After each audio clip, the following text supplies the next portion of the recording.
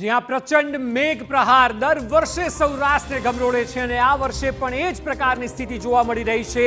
સૌરાષ્ટ્રના લોકો છેલ્લા 2 થી 3 દિવસનો સમયગાળો અલગ અલગ જિલ્લાઓમાં ભરપૂર વરસાદ છે। આજે જુઓ તો પ્રચંડ વરસાદમાં દ્વારકાની સ્થિતિ જે છે તે પૂરની સ્થિતિ ઊભી થઈ છે અને ખાસ કરીને દ્વારકાના કલ્યાણપુરમાં સૌથી વધુ 11 ઇંચ વરસાદ। આપ કલ્પના કરો કે 10 થી 12 કલાકની અંદર 11 ઇંચ વરસાદ ખાબકી જવો ત્યાં સ્થિતિ કેવી હશે। સ્વાભાવિક છે કે અનેક ગામડાઓ એવા છે કે જે સંપર્ક વિહોણા થઈ ગયા છે, ત્યાં જતા બ્રિજ પણ જળમગ્ન થઈ ગયા છે।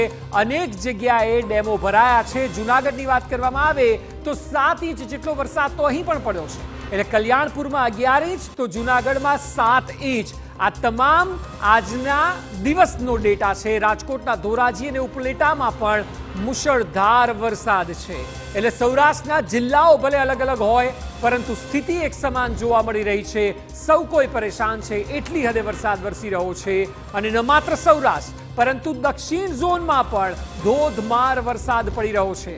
ગઈકાલે પણ અમે બતાવી હતી આગાહી કે જેમાં સૌરાષ્ટ્ર અને દક્ષિણ ઝોનની અમે સુપર પ્રાઇમ ટાઈમમાં વાત કરી હતી। એ જ મુજબ આજનો દિવસ રહ્યો અને આગાહી મુજબ વરસાદ વરસ્યો। દક્ષિણના 147 તાલુકા એવા છે કે જ્યાં ખૂબ સારી માત્રામાં વરસાદ વરસ્યો છે, એટલે આ પ્રચંડ વરસાદ 2 જગ્યાએ આજે જોવા મળ્યો। જો કે ઉત્તર અને મધ્યની સ્થિતિ શું રહેશે એ પણ આગળ અમે બુલેટિનમાં આપને બતાવવાના છીએ, પરંતુ આજના દિવસની જ્યારે વાત કરીએ તો સૌરાષ્ટ્ર અને દક્ષિણમાં આવનારા સમયમાં પણ રેડ એલર્ટ જાહેર કરવામાં આવ્યું છે, એટલે જે સ્થિતિ અત્યારે છે તેવી જ સ્થિતિ આગળના દિવસોમાં પણ જોવા મળી શકે છે।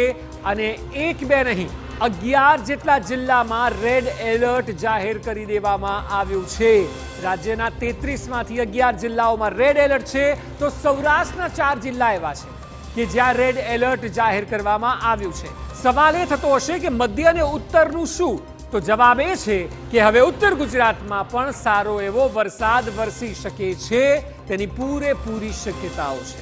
આ વરસાદી સિઝનમાં સૌરાષ્ટ્રમાં સૌથી વધુ ખરાબ સ્થિતિ દ્વારકા જિલ્લાની સર્જાઈ। હજુ તો ચોમાસાએ 2 મહિના બાકી છે, ત્યાં જ દેવભૂમિ દ્વારકાના અનેક ગામો પાણી થઈ ગયા।